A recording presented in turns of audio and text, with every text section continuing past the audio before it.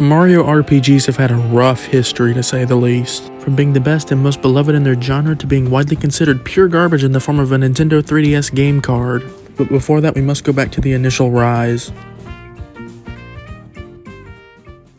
The very first Mario RPG was fittingly titled Super Mario RPG: Legend of the Seven Stars. This was originally released on the Super Nintendo back in 1996. And for a late Super Nintendo game, it sold very well. And this game released the same year as the Nintendo 64 and Super Mario 64. This game was made as a collaboration between Nintendo and Squaresoft, who is most well known for the Final Fantasy series. However, after the release of this game, Nintendo and Square's relationship kind of fell apart. So when Nintendo inevitably wanted to do a sequel to Super Mario RPG, they had to get somebody else to do it. So they decided to bring in Intelligent Systems to do it. They are nowadays most well known for Fire Emblem WarioWare and the spiritual successor to Super Mario RPG. Due to some legal troubles with just naming it Super Mario RPG 2, and thanks to the game's art style looking like a picture book, they decided to name the game Paper Mario. After that game did fairly well, Nintendo made a sequel for the GameCube in 2004, The Thousand-Year Door. That rhymed. But before we get to that, we gotta go back in time a little bit, because a year before The Thousand-Year Door, another Mario RPG series was introduced. Mario and Luigi. And look, as much as I like this series, I gotta admit the series' name is kinda dumb. Sure, it fits. The series is about Mario and Luigi, but it's kinda difficult to talk about, because most of the time people think you're just talking about the characters themselves. It sold and reviewed well, so it got a sequel 2 years later, Partners in Time. So back to Thousand Year Door for a little bit, it is widely considered to be the best Paper Mario game, by most people. I'm not most people. However, a lot of people consider this to be the last good Paper Mario game. And Paper Mario being 50% of the Mario RPG series, this was a bad sign. A sign of the end.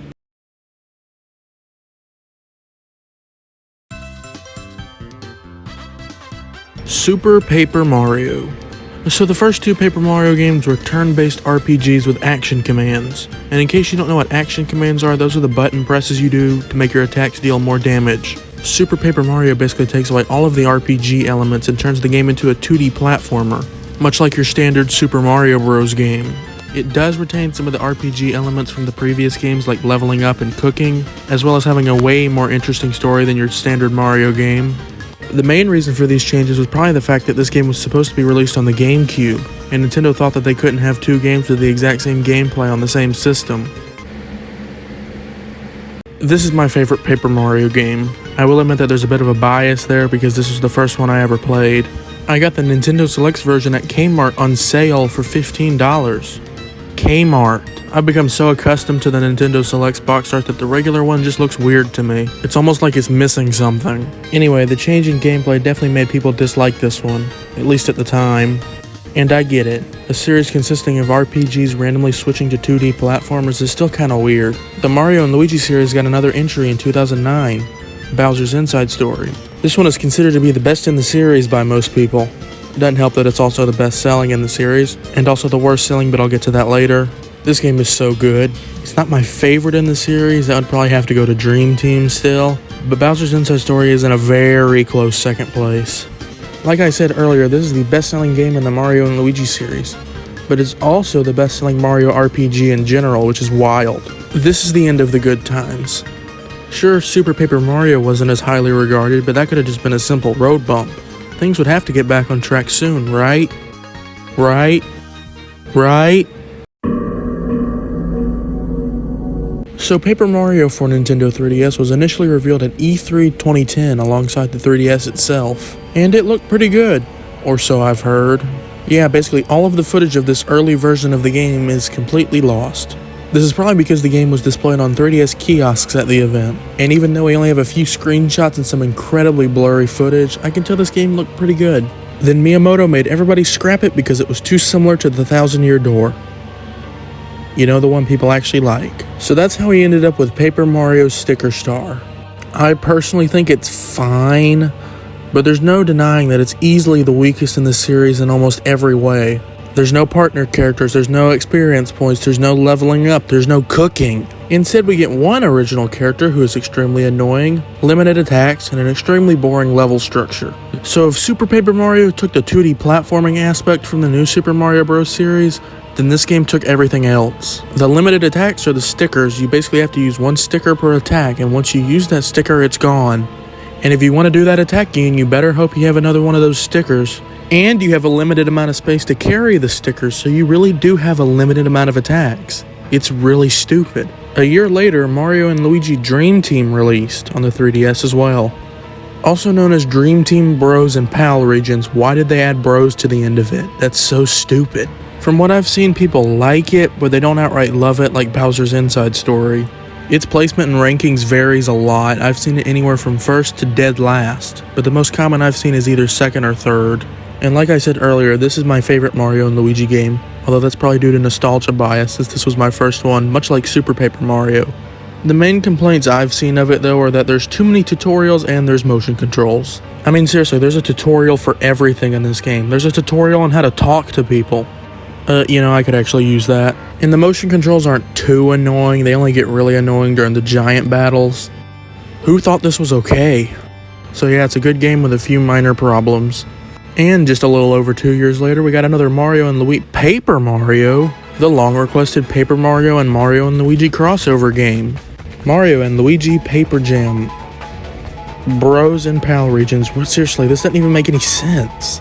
Like, do people in Pal regions just forget what Mario and Luigi's relationship is or something? If they kept this naming scheme up for the next game, it would have been really funny. Let me get one thing straight. This is a Mario and Luigi game, not a Paper Mario game. It always bugs me a little bit when I see people group this one in with the Paper Mario games. Hey guys, I just completed the entire Paper Mario set. No, you didn't. You did that $35 ago. Like, it doesn't really matter, but it's always just been a pet peeve of mine. Like, it clearly says Mario and Luigi. Rant aside, the game itself is okay. They fixed a lot of the issues from Dream Team, but this game has more than enough problems to replace those. Like the lack of a single new original character, generic locations, and just making me feel sad. Even with these problems, the core gameplay itself is still really fun. Although I don't really like the battle cards that much, and I vastly prefer the badges from Bowser's Inside Story and Dream Team. And then a year-ish later, we got Paper Mario Color Splash. It's basically just a better version of Paper Mario Sticker Star. It didn't really fix any of the major issues like limited attacks and not really any new original characters and kind of boring locations. But everything else is just so much better. Then in mid-2017, Mario plus Rabbids Kingdom Battle was released. Okay. I know there's people that really like this series and say it's really good, but it's just not for me, I'm sorry. Later that same year, Mario and Luigi Superstar Saga got a remake for the 3DS, which released a week before Super Mario Odyssey released. You know, immaculate timing. So barely anybody cared about it when it released. It did okay, around 500,000 copies, which isn't terrible for a really late 3DS game, I guess. Then like 5 months later, in the March 2018 Nintendo Direct, they announced a remake for Mario and Luigi Bowser's Inside Story. Why? They announced it in March 2018 with a release date slated in 2019. If the 3DS was dying in 2017, it was most certainly going to be dead in 2019.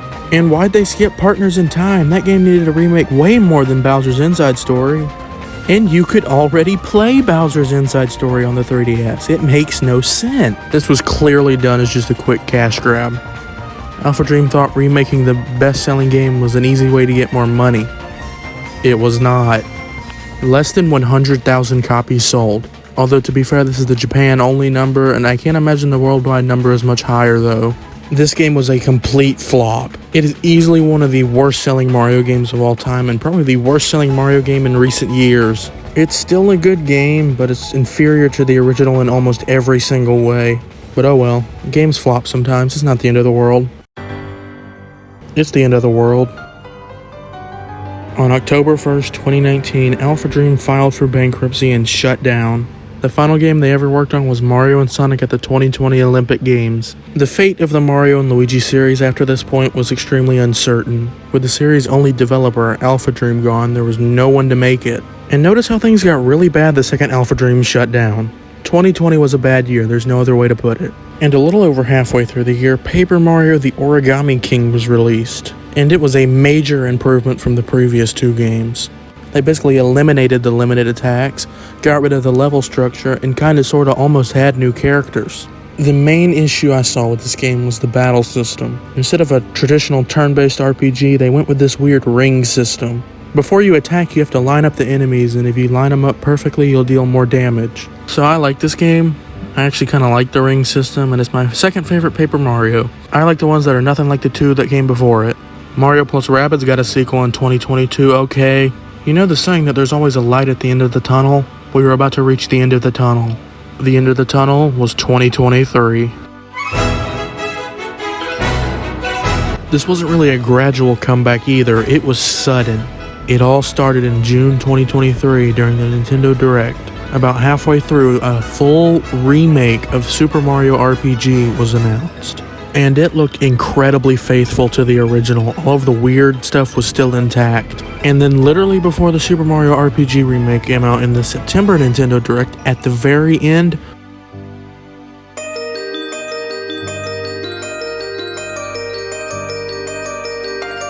a full-blown remake of Paper Mario The Thousand Year Door was announced, less than a year after I spent $70 on a GameCube copy. I hate this company sometimes. And it was also incredibly faithful to the original. Less than a month after the Paper Mario The Thousand Year Door remake released in the June 2024 Nintendo Direct, it happened.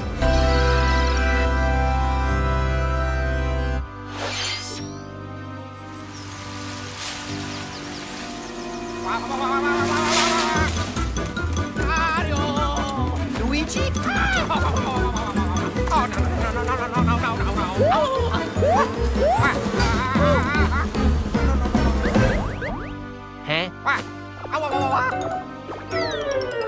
Luigi! Yeah.